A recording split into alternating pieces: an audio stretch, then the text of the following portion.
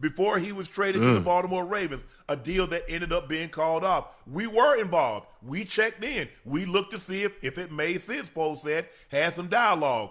I'll leave it at that. Ocho, does Maxx Crosby end up staying at the Raiders this year? You know what? Hey, Unc, at this point, I'm not sure. At this point, I'm not sure, especially when a situation like this happens, one that I've really never seen before. I'm sure it's happened Yes. before, not the date since I've been involved with the NFL. But for the Ravens to decline in trading for Max Crosby and sending him back to the Raiders, what message does that send to the other teams, He ain't especially for getting the no teams first that are round. He ain't going for no first round picks.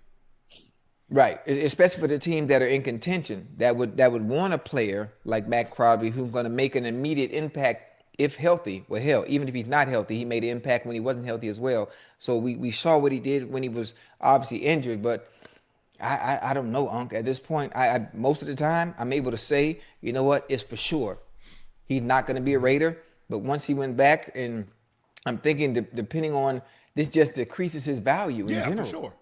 Hey, but why wouldn't the Raiders want him back though, Uncle Ojo? Well, I think the thing is, what Joe, when they started to build this roster, they anticipated him not being there, so they brought Right. a lot of players in. They thought they was going to have his $30+ million off the books, Off the books. and Yeah. so they were thinking so- also draft compensation. Now all of a sudden we got 2 first rounders, 2 this year, 2 next year. Now they got 1 this year and 1 next year, which is their own. So they were like, okay, we're going to build this team in our likeness and our image, Clint Kubiak and Spycheck. But what it does, it's just like anything. Once somebody tells you like, hey, this is damaged, he's not going for 2 first rounders. He's not. So what I'm asking is, does his salary still No. go Yeah. against, No, he back on their books. Yeah, he back on their books. even though they done signed them other Yes, guys? So yes. So you got to factor that So in. if they keep him, then they gonna have salary problems basically. Well, what they could do is convert that, put boardable years, add 2 years Signing on bonus. it, and then turn a large chunk of that into a signing bonus. You kick the can down the road, but you give yourself some relief right now. Yeah. And that's what Yeah. you see. You see what the Cowboys did with Rashawn Gary, Ocho. They added a couple of voidable years, took his number down. Now they freed up $13 million in cap space. Yep. They front loaded. Yep. It's a bad situation. I feel bad for Max. I feel bad for the Raiders because I can just imagine. Ocho, you're in the building. Just imagine you're in the building, and they tell you it's not going to happen. That has to suck. What? The knee. Yeah, we know, but we see some degeneration that we think is going to be long. That's further along than we'd like. Right. Man, can y'all imagine what that feeling is like? Like, having to go back to your team. It's almost similar to the Dalton Connect situation for the Lakers. Yep, that's exactly right. Yeah, they traded him to Charlotte for that Mark Williams cat, Yeah. and he failed his physical, and then Dalton Connect had to come back. Man, that's got to be a messed up Yeah. feeling. Hey, hey, Joe, Ocho, hey, I'm gone. That's a new thing over here. I'm going with her. Then she put you out. Baby, I'm back. Hold on, what you mean you back? Listen. Nah, I was just playing. Hey, as long as that check clear on the 1st and 15th, You go back, Man. Joe? shit, I'm back. Hey, I'm back. Hey, look, y'all, we can play 2-on-2 at practice, 3-on-3, whatever y'all we need to do to keep everybody right.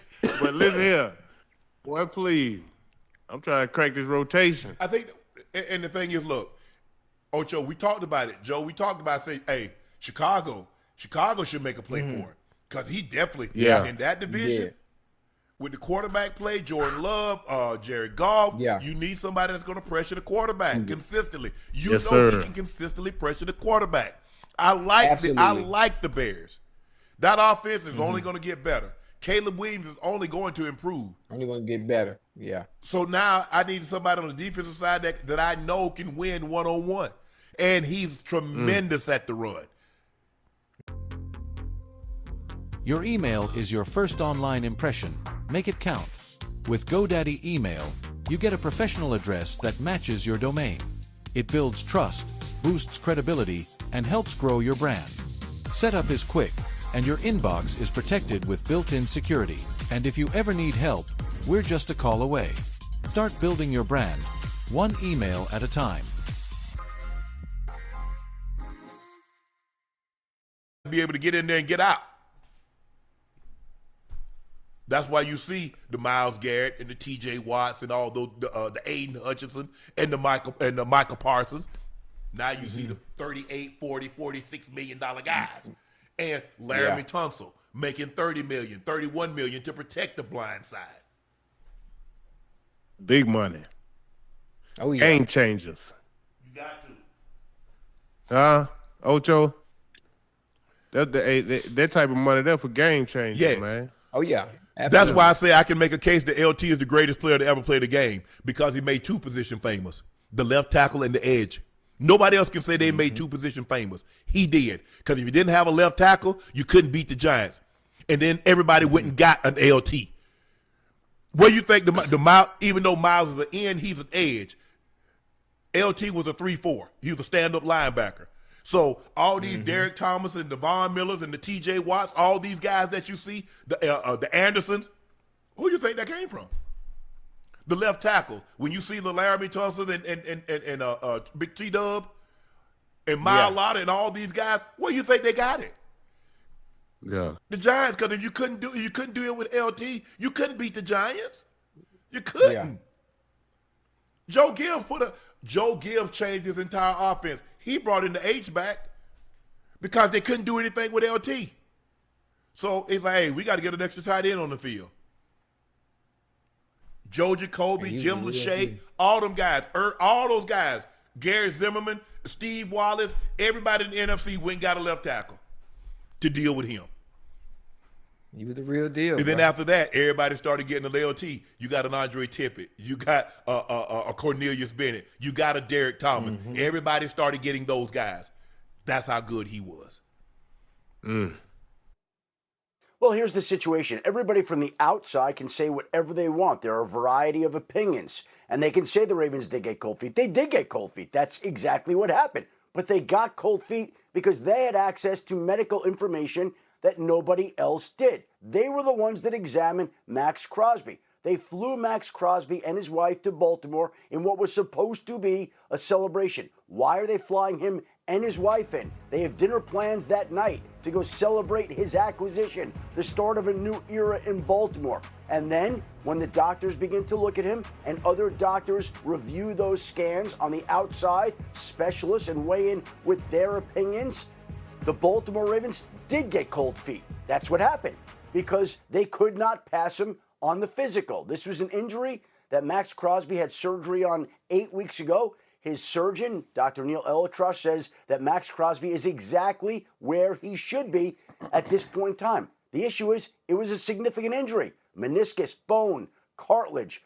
They're hoping and expecting to have him ready by opening day. But when you're trying to invest 2 first-round picks and an awful lot of money in a player that you're hoping to have ready by opening day, and you have questions about his longevity, that makes you second-guess your decision, and you do get cold feet, and he didn't pass the physical, and that's why they backed out and pivoted to Trey Hendrickson. It's fascinating, and maybe, Nick, I think you've made the most interesting and important point in all of this, is that a test, a medical test, is not like taking another kind of test. If you and I took a test in school, if you got above 65, you pass. If you got below 65, you fail. This is not that.